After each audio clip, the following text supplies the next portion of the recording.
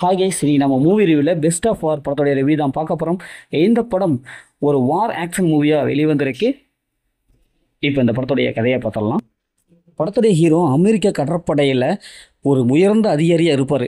இவங்களுடைய டீம் இவங்களாம் கூட்டிக்கிட்டு ட்ரைனிங்காக போவாங்க. ஒரு தீவுக்கு போவாங்க. அங்கே போய் ஒரு டாஸ்க் ஒன்று கொடுப்பாங்க. இந்த டாஸ்க் நம்ம செஞ்சு முடிக்கணும்னு சொல்லிட்டு இவங்க எல்லாரும் நடுக்கடலுக்குள்ளே போவாங்க. அப்படி நடுக்கடலுக்குள்ளே போகும்போது ஜப்பானிய ஒருத்தர் ஹெலிகாப்டர் இவங்களை குறிவிச்சு தாக்கும். அதுக்கு பயந்து இன்னும் நடுக்கடலுக்குள்ளே போவாங்க. இன்னொரு பக்கம் கடலுக்குள்ளே இருந்து அந்த சுறாமீன்லாம் இவங்களை துரத்தும். இப்போ இறுதியில் இந்த வில்லன் அண்டு அந்த சுறாமீன் இவங்க இதற்கிடையில் இவங்க எப்படி தப்பிக்கிறாங்க, இறுதியில் என்னாச்சு அப்படிங்கிறது தான் இந்த படத்துடைய ஒன்லைன். இந்த படத்தோடைய பாசிட்டிவ் பார்த்தாவே அதை நடிச்சு எல்லாமே சூப்பராக பர்ஃபார்ம் பண்ணியிருக்காங்க. குறிப்பாக ஹீரோடைய ஆக்டிங் நல்லாவே அல்டிமேட்டாக வந்திருக்கு. அதேமாரி அவங்க டீமெல்லாம் அந்த கடற்குள்ளே போவாங்க.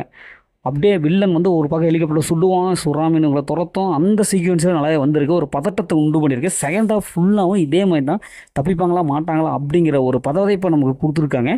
இந்த படத்தோடைய அந்த ஃபைட் சீக்வன்ஸும் நல்லா வந்திருக்கு. படத்தோடைய சினிமோட்டோகிராஃபி சூப்பரான ஒரு சாஃப்டில் கொடுத்துருக்காங்க. அதே மாதிரி படத்தோடைய பிஜிஎம் மியூசிக் நல்ல ஒரு பிஜிஎம்மும் கொடுத்துருக்காங்க.